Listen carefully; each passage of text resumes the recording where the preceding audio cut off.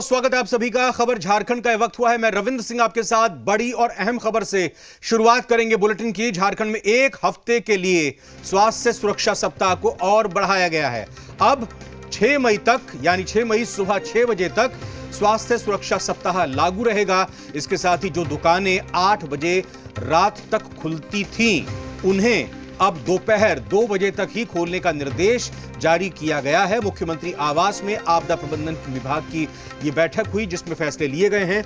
बैठक में सूबे में बढ़ते कोरोना संक्रमण के हालात पर चर्चा हुई। बैठक में 1 सप्ताह के लिए स्वास्थ्य सुरक्षा सप्ताह को बढ़ाने का फैसला लिया गया है। इसके साथ ही 6 मई तक के लिए थोड़ी सख्ती भी बढ़ाई गई है। मुख्यमंत्री ने बताया कि वर्तमान हालात को देखते हुए स्वास्थ्य सुरक्षा सप्ताह की समय अवधि बढ़ाने का फैसला लिया गया है। अब ये 6 मई तक बढ़ाया गया है। साथ ही राज्य की सुरक्षा को ध्यान में रखते हुए थोड़ा मॉडिफाई भी किया गया है चीजों को, रूल्स को। पहले जो दुकानें 8 बजे तक खुला करती थी, वो अब 2 बजे तक ही खुलेंगी।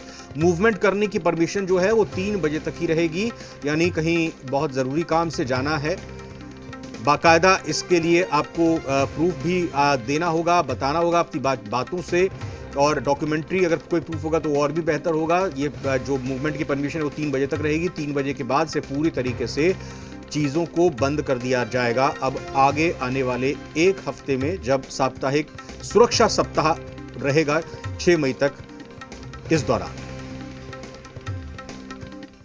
समय अवधि बढ़ाने का निर्णय लिया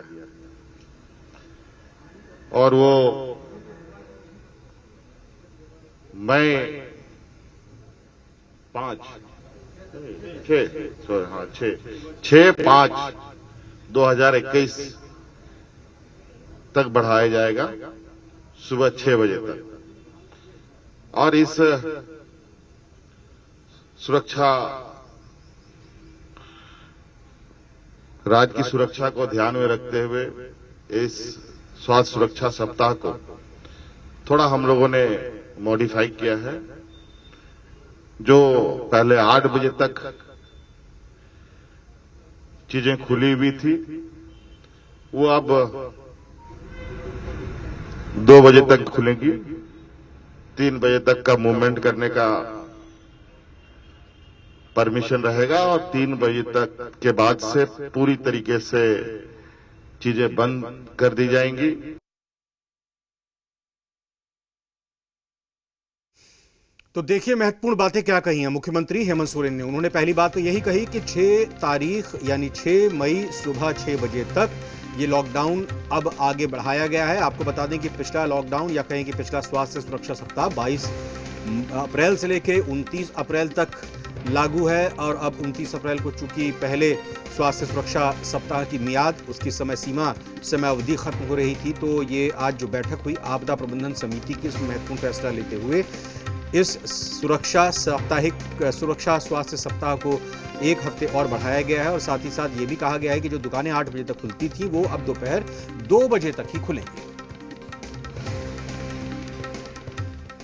और अब कोरोना को लेकर क्या इस वक्त की अपडेट है पूरे झारखंड में, वो आपको आइए बताते हैं विस्तार से।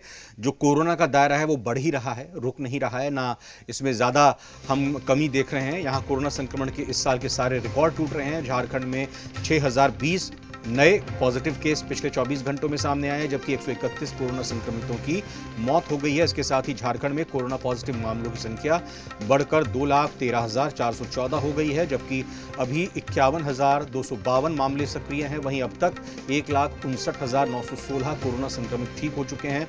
राज्य में अब तक 2,246 कोरोना संक्रमितों की मौत हो चुकी है। बात राजधानी रांची की करें तो रांची में पिछले 24 घंटे में 1,574 कोरोना पॉजिटिव मिले हैं। वहीं झारखंड में आज लॉकडाउन का 7वां दिन है, जिससे 6 मई तक के लिए, अब जैसा हमने बताया आपको, बढ़ा दिया गया है सुबह 6 बजे तक।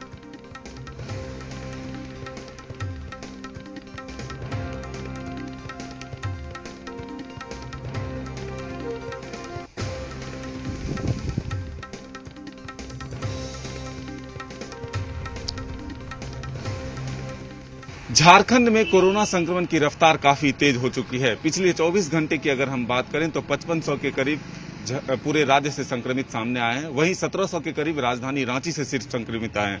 लेकिन इस संक्रमण के चेन को तोड़ने के लिए एक तरफ सरकार ने लॉकडाउन यानी स्वास्थ्य सुरक्षा सप्ताह लागू किया और आज उसका छठा दिन है। इस वक्त हम मौजूद हैं अल्बर्ट एक्का चौक पर।